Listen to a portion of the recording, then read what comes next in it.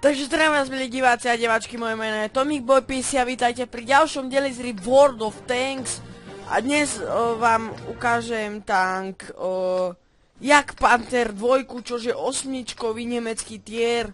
A je to nádherný stíhač tankov, čiže TDčko. A ja som sa rozhodol ísť doprava, čo sú tie mini hory, že bude mi to kryť predsa len spodok tie kopečky malé. A na veži som podľa mňa neprestrelný v podstate. Takže som sa rozhodol ísť tam. Artiléria bola len jedna, takže som sa neobával toho, že ma trafi, že radšej, že idem po hrade, aby ma netrafila Artina. Tak neobával som sa toho proste. Išiel som, aj tak tá Artina je humel, takže to je len taká Artinka, čo je nepresná a úplne na nič Artina. Takže tam nám pekne náš scout nasvietil ich tanky, ale my sme sa už rozhodli ísť sem.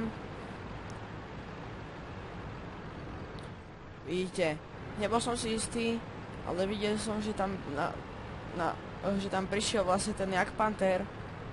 Takže som sa rozhodol výjsť tam aj ja. A snajpil som si nádherne, som tam videl prvú C25, ale to som netrafil, takže som čakal, kým mi to rýchlo prebije, dal som si automatické zameriavanie a štauchol som jej, ale akorát zmizla, ale viem, že som jej trafil. Potom to aj uvidíte. Takže som išiel ďalej, išiel tam aj ten Centurion, takže som išiel aj ja. Ešte som si trošku počkal, že či ho náhodou neuvidím. A nevidel som ho, tak som išiel ďalej. Vidíte, tento tank dokáže ísť veľmi pekne, je veľmi pekne obratný. Ale ešte nemám topovú gunu, keďže tá topová guna, čo má tento tank, dáva za 500 damage a tá topová guna je z Mausa a vidíte.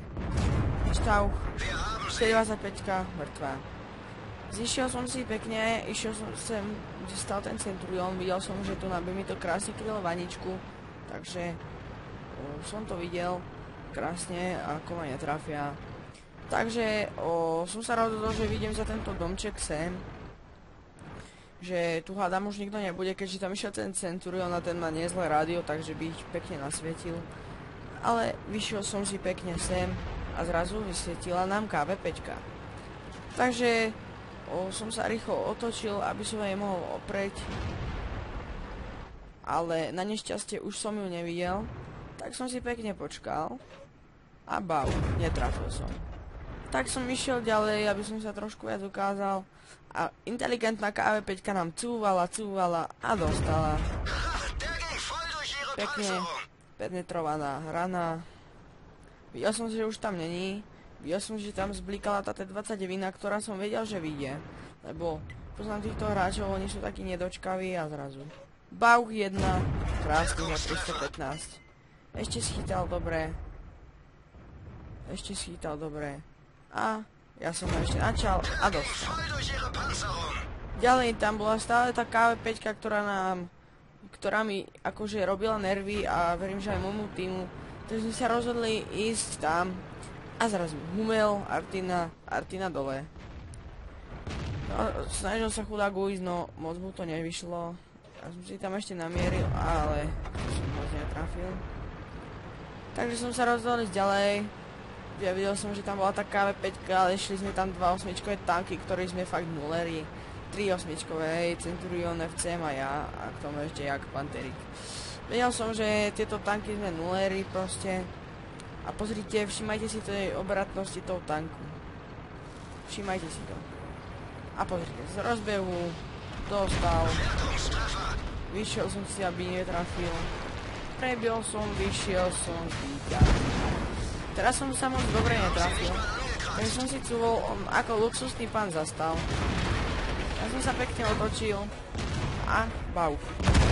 KV5 mŕtva, T29 a tam bola Jezuna ešte potom, takže som sa troška toho bál dosť. Vidíte, že začala páliť kruto, T29 som ešte schytal, takže to by to kruto. A blokoval ma Jagdpanther. Myslím, že som nevedel prejsť, takže ale už uvoľnil sa mi. Tak on išiel, nemal trpezlivosť s tou T29, on išiel rovno po nej, na ostro. Som sa rozhodol, že mu tako pomôžem, že ak sa dá, takže mu pomôžem zezadu. Lebo videl som, že tá T29 bude určite cúvať. Tak som si dal sem. Tak som zamieril. T29 cúva. Wow. Neviem, či to bol taký nad damage alebo čo, ale za 500 nie je normálne s týmto tankom. S týmto prdiatkom. Kepli sme ich pekne, 3 killy v bitve pekne, nič viac nepotrebovať a odlúčiť sa s vami a čaute, čaute. Like, odber, zdieľajte video a čauko.